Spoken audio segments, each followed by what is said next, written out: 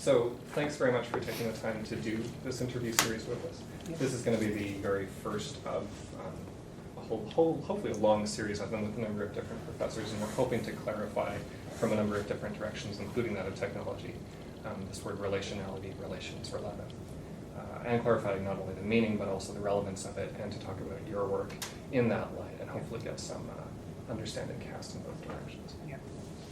So we have a number of questions, so we'll launch into them. And the first concerns abjection, principally. We often see figures of abject bodies in your work. You move from sexual bodies to capitalist to religious to coded bodies, and in doing so, your thought seems to be grounded, at least in part, on this notion of abuse value. So how is this concept significant for your understanding of power, particularly, provided that power is understood in Butler's sense as both social and psychic, as a social relationship and a psychic one? That is, if power is a relationship that constitutes subjects on either side, how do the specific concepts of abjection and abuse value to which you make reference nuance that conception? That's great. I can see this is going to be a very tough final exam.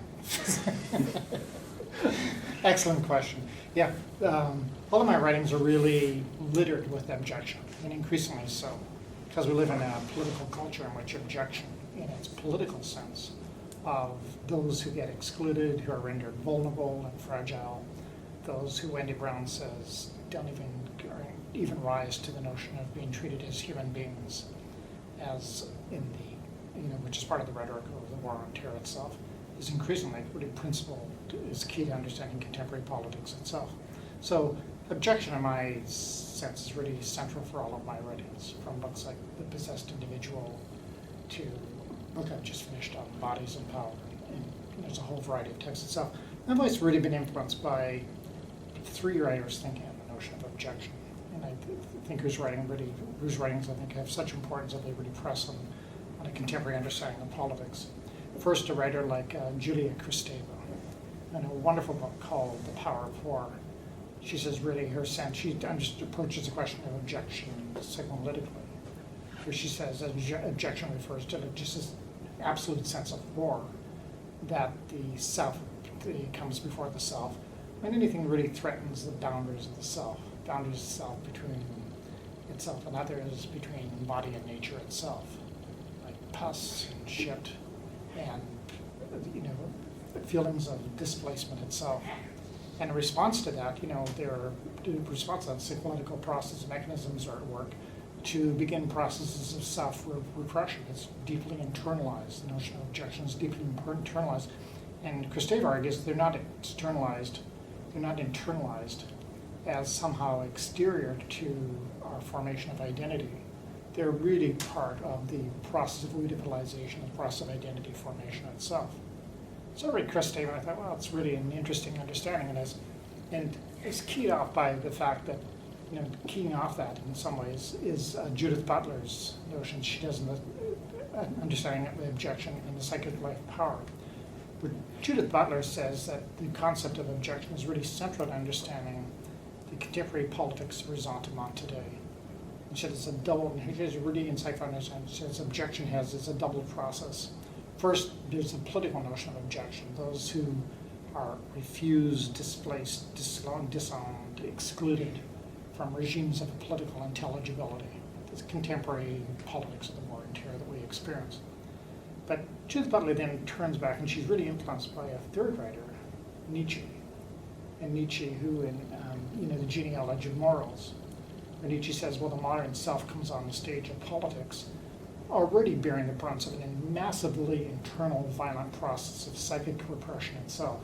Nietzsche says before we can begin to act socially, before we can rise into intelligibility, have a coherent identity, we need in fact to repress instinctual behavior.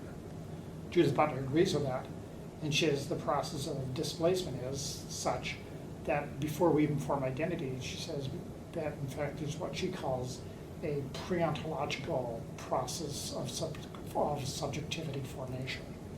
That the first thing we learn in terms of our politics is a passionate attachment to subjection, and our own passionate attachment to subjection itself. So there are internal processes of the repression of objects which is our own instinctual behavior, notions of fragility, vulnerability, or that which we find threatens identity formation. And Judith Butler is particularly interested, in the realm of sexuality and gender. You're a straight man, I cannot be gay. You're a straight woman, I cannot be lesbian. And these feelings, in fact, need to be repressed in this sense itself. So I've always thought that those notions of objection are really central to understanding identity formation today, and more importantly, in the sense in which Harold Lasswell, now long deceased political scientist, once said that private affect has become public politics today. And I think this process of private affect, objection as a psychoanalytical process of private affect, has become like the keystone and cornerstone of contemporary political life and politics as a result of that.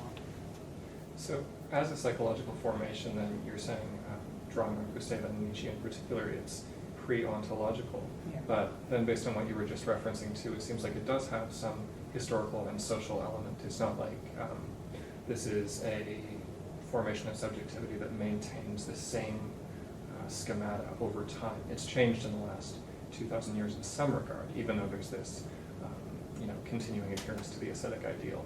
So given that, do you think that recently, given that your work focuses so heavily on technology, that there have been intensifications of this process of abjection, or more possibilities for it to happen? Or is it just happening in a slightly different light, the technological light now? Well, that's really nice. Yeah, I think what's happening now is that we have a process of technological objection happening. And what then, in that sense, we are entering the stage of, using Heidegger's phrase, a fully completed objection. And fully completed objection would be what's objected. That is, what is found to really refuse identity formation, to disturb boundaries between self and other, is in fact the self itself. And the process of technology is in fact to expel from itself bodies, both bodies that matter and bodies that don't matter, to expel from itself the question of human flesh, which is always found to be problematic. Mm-hmm. And we're living one of these, I think, historical interregnums between the rise of a period of technological sovereignty and the eclipse of the human, in which the question of technological objection is just really the central psychoanalytical process, which is unfolding today.